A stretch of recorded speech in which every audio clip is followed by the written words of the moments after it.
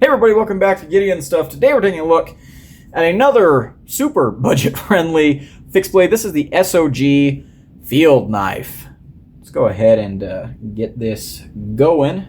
Starting us off, as always, with our blade length measurement. Sharpened edge here is coming in at, we'll call that, there's a recurve, you got a little bit of belly here. We'll call that 3 3/4 inches. Overall length is just the tiniest hair over 4 inches. So, kind of a medium-sized fixed blade. Let's go ahead and get some size comparisons going. Here is the Rat 1. Very similar in overall size to Rat 1. I say this a lot, but the Rat 1 is bigger than I think a lot of people think. It's kind of a big knife. Here's the Rat 2. There we go. Geez, what else do I want to compare it against? You know what? Let's go ahead and compare it against USA-made folders. There's a Benchmade Bug Out. And a Spyderco PM2. Sweet. And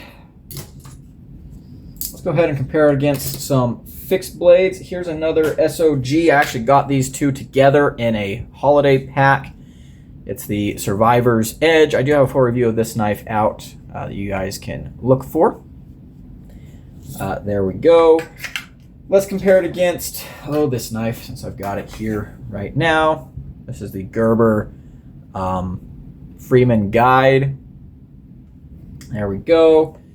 And, geez, what else do I want to compare it against? I don't think there's really, you know what? Here, let's compare against this SOG that we reviewed a couple weeks ago. Here's the SOG Magnadot folder. And you know what? Let's just leave it at that. Okay, so what are we looking at here for our materials? Well, we have a clip point blade here of 7CR steel. We have an overmolded rubber handle, and the sheath, where the flip did I put the sheath? There it is just injection molded plastic. There we go. Let's go cut some stuff. Boo! It's review cutting time. Ha! You thought I was gone, but I wasn't. I was here the whole time. We got the SOG field knife. I had caffeine today. Anyways, I actually just finished doing the review cutting for an SOG, SOG, SOG, whatever. I will use SOG and SOG interchangeably. I know that they prefer to be called SOG, but goodness gracious, this has been sitting on my tailgate, and that is some hot rubber. Woo! But yeah, I will use, ouch, and the blade's even hotter. Of course, Gideon, because it's just steel. Woo. Okay. I will use SOG and SOG interchangeably, okay? Yeah. Let's go ahead and get started on this. Hopefully, I think we're going to space out the SOG, the SOG, SOG, what the frick? That knife, I did the review cutting for just a couple minutes ago. I think I'm going to make that video come out a week or 2 weeks at least before this one. I don't want them back to back. I've been trying to do this year fixed blade folder, fixed blade folder, fixed blade folder, fixed blade folder, etc., etc. And yeah, we'll split these up. Maybe we'll do them at the same time. I don't know. I just don't like having 2 weeks of the same brand in a row. Well, let's see what I end up doing. All right, SOG field knife, not Survivor's Edge. I did get the Survivor's Edge and this knife in the same pack. Rambling. Okay, start off. Ergonomics. Pretty dang solid. You know, if I hadn't been a dum-dum and left it out in the Chihuahuan desert sun, it'd be not hot at least. But yeah, the ergos are actually good. I really do like this little thumb ramp here. We got solid jimping in there. The overmolded rubberized handle is very comfortable and very grippy. So if you're going to be using this to break down some game or something like that, your hands are going to get sweaty or bloody or just wet and gross. You're not going to worry about losing your grip on your knife. So the ergos are really good. I don't really have a problem with the ergos at all. Let's talk about the carry. Here's the sheath. It's just a simple plasticky sheath. They do give you a nice thumb ramp here. Holy shite. That's hot. That is hot. Hot potato, hot potato. They do give you a little thumb ramp here so you can, you know, push off, which is cool. I like that. You've got a little notch in the blade here so you can use it as like a strap cutter or fishing string cutter or something like that. Cool idea. The thing I always worry about with this kind of situation is what's to stop other things from getting in there and damaging your edge while it's in the sheath when it's supposed to be protected from the elements. You know, I don't know. Could be an issue, could not be an issue. It all depends. Let's go ahead and put it on le belt. We've got one of these stupid, just molded clip things. So you only have one position for this knife. Get on there. Ugh.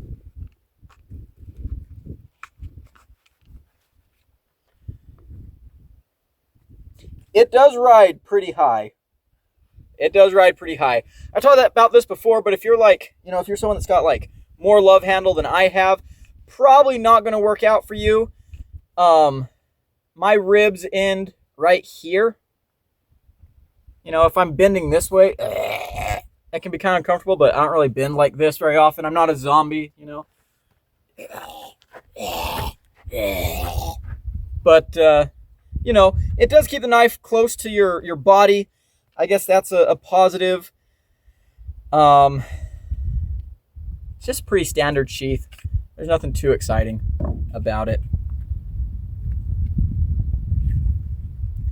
Getting it off is going to be the hardest part, which I guess is kind of good. You don't want your sheath just falling off, but there we go. Let me grab the piece of cardboard I'm going to need here in a second. Ta-da! Okay. So we have a clip point blade here of, I believe, 7CR steel. I'll have to double check that. Nothing amazing, nothing high end. Pretty thick blade stock, actually. Let's see what we got here.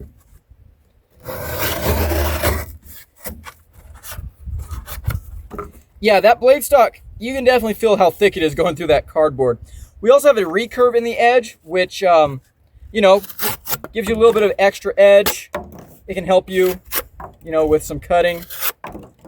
Yeah, I would not say this is a slicey knife, but it is definitely a competent cutter. And for an outdoor fixed blade, I think that's, you know, kind of what you're looking for. Go ahead and do a little rope pull. That recurve should help with this. Or not. Goodness gracious. That was difficult. Okay.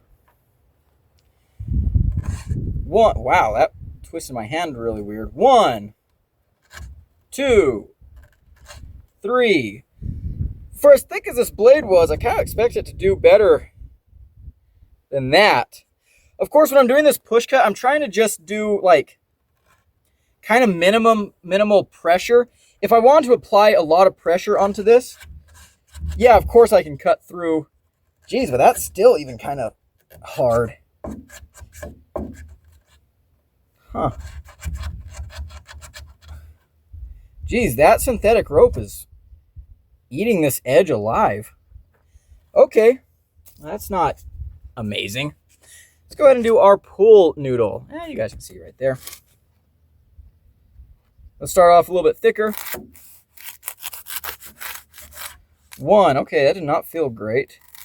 I did strop this before we started. Did the cardboard and the rope really dull it that much? I mean, we can see here, it's like not biting in very nicely. Okay. Let's try just doing 1. Yeah, goodness gracious. Okay. Good golly.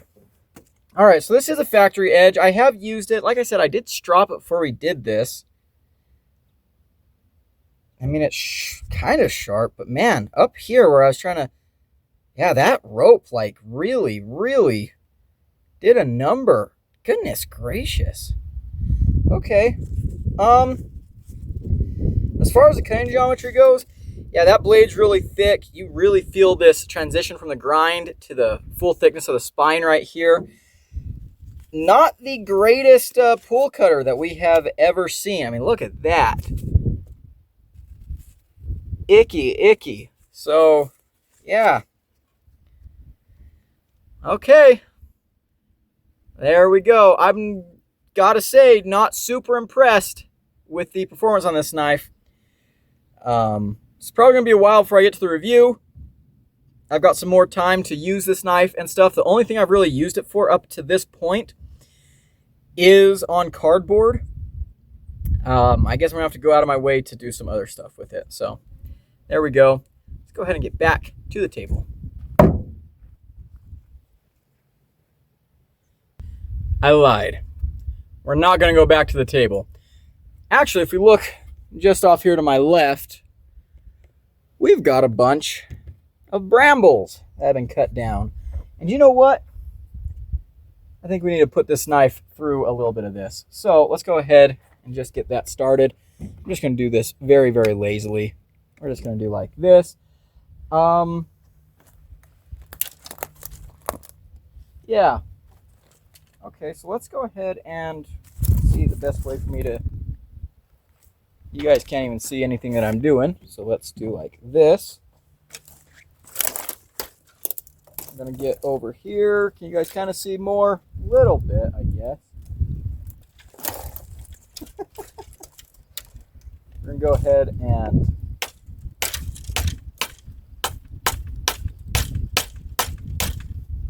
not a chopping knife for sure.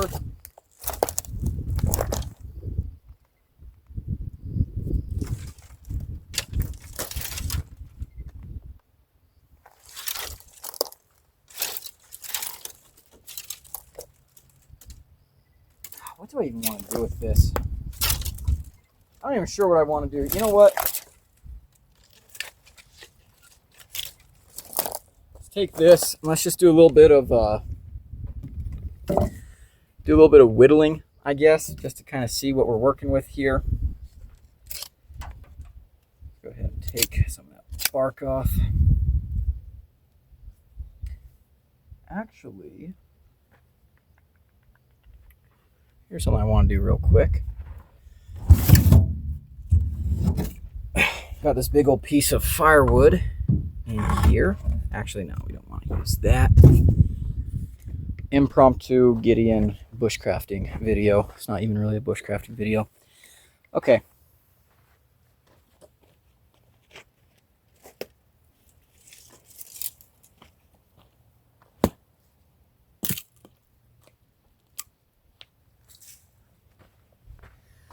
Alrighty.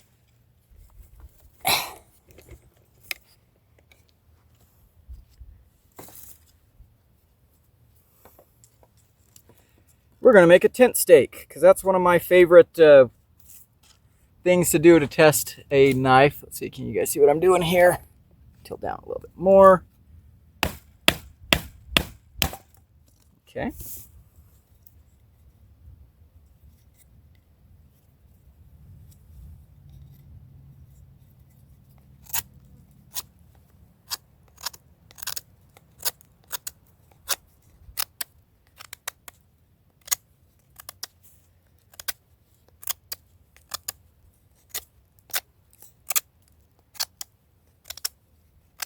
Not the greatest wood processor I've ever felt, but it is getting the job at least kind of sort of done. Want to keep this all in frame for you guys.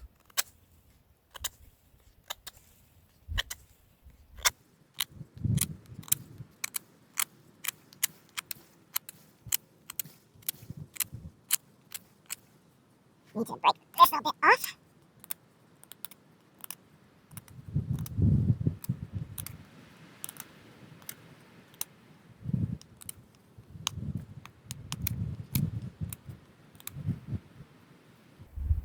Okay, now it's not a tent stake unless you do a notch up in the top to hold your rope.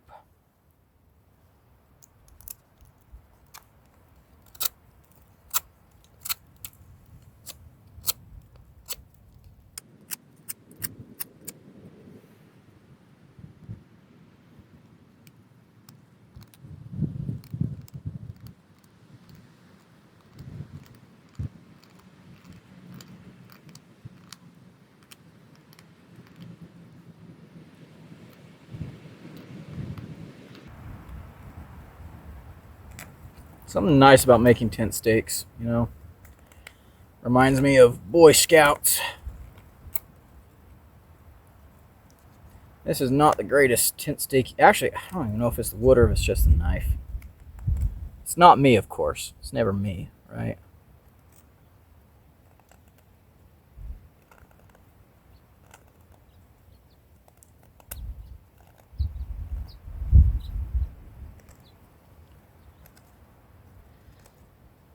That recurve is kind of helpful for certain things, like this right here that's kind of scooping out.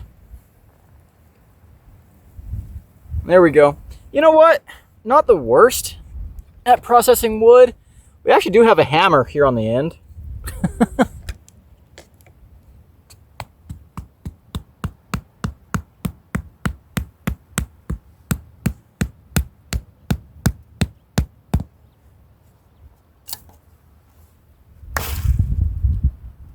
Ta-da, I suppose. Alrighty guys, we are back.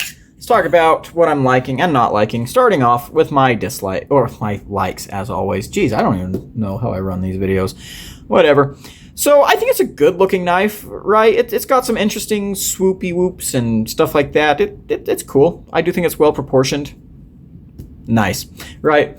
The other thing is the ergos are the standout on this knife for me. We've got a good amount of jimping right here in this poon spoon. Focus up, camera. There we go. Good spot for your thumb. Very, very comfortable rubberized handle. I think it's got an appropriate thickness. Nice and soft, no sharp edges, of course, as you get with an overmolded handle. You've got some good little texture in here. I guess I could have done without the SOG, like the branding on this is atrocious, but you know, whatever. Yeah, it feels good. I like that a lot. Definitely, you know, kind of has that sticky quality that you get from a lot of rubber. This is not a knife that is going anywhere. Once you get this in your hand, you're locked in pretty dang solidly, which is cool. I like that. The plunge grind, they did very, very well. I appreciate that a whole bunch. You got a little pommel striker here. The tang goes all the way through, which I kind of like. I'm not like a huge connoisseur. I'm not a huge user of pommel handle hammer things, but you know, it's cool you've got one. Got a good little lanyard hole in there. The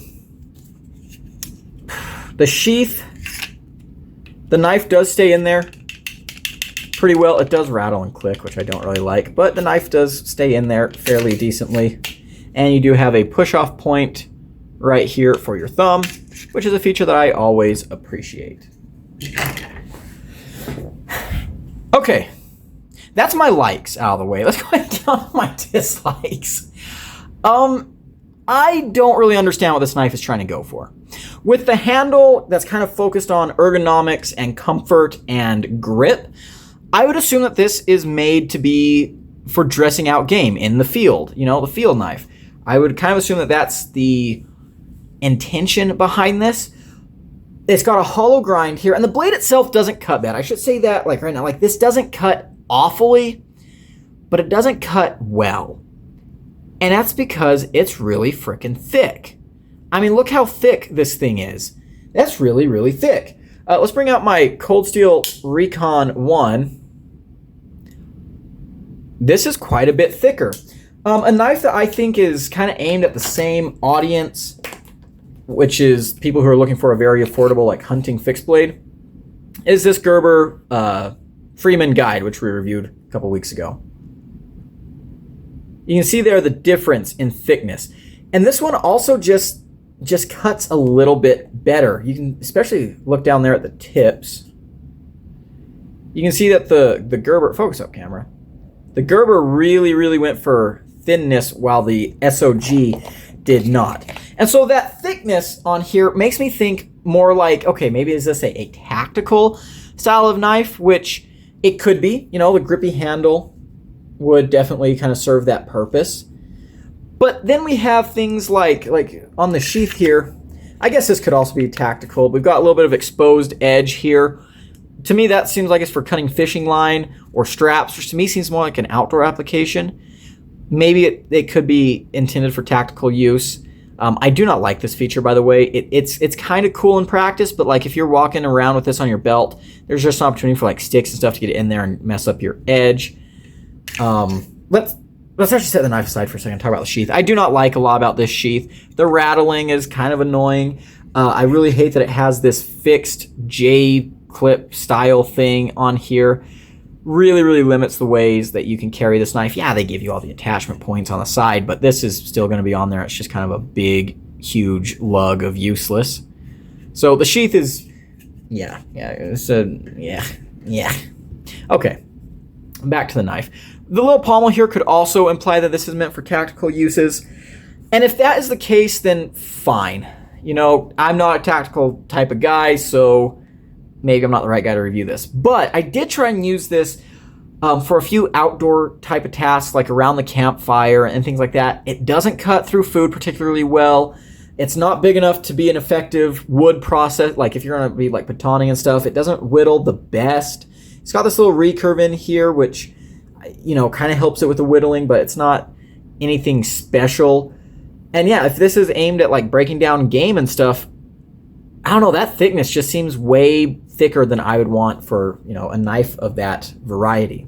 So at the end, this knife kind of leaves me feeling like I don't know what to do with this knife. This size here makes me think, okay, like this is pretty big for an EDC knife, but I could EDC this if I want to as an EDC fixed blade. I mean, it's kind of pushing it. Not really, but kind of. I mean, let's bring out, here's a knife that I think is more EDC fixed blade sized, right? You know, it's fine, but I'm just confused about what it's meant for and who it's meant for. And that's kind of my biggest complaint, is that this knife doesn't seem to fit into any role easily. It's, I don't know, it's kind of a weird chimera in my mind. But, you know, it does cut okay, I guess. It's 7CR steel, so it's going to be easy to touch up if you need to touch it up. It is a hollow grind for what that's worth, but yeah, I just was not real impressed with the performance on this knife at all. Okay, let's go ahead and go on to my final conclusions. Final conclusions, I don't really know what this knife is for, and can I recommend it? No. I think if you're looking for a super affordable hunting knife, there are other options out there. If you're looking for an affordable EDC knife, there are other options out there. If you're looking for an affordable tactical knife, there are other options out there. I don't know what this knife is trying to do. It just kind of confuses me, to be completely honest with you. And I guess that's really all I have to say. So yeah, I think you guys can all safely pass on the SOG field knife. Unless you're just a huge SOG fan, I guess. In which case, they're pretty affordable, so you can grab one without feeling too bad about it. But that's going to be it for me. Big shout out to my channel members at the Cowboy level. I appreciate everything they do for the channel. If you want to become a channel member, get access to exclusive perks, and support me directly, there's a link down below. As for the rest of you hooligans, I've been Gideon. Don't forget to like, comment, and subscribe, and share. And I'll see you in the next one. Adios.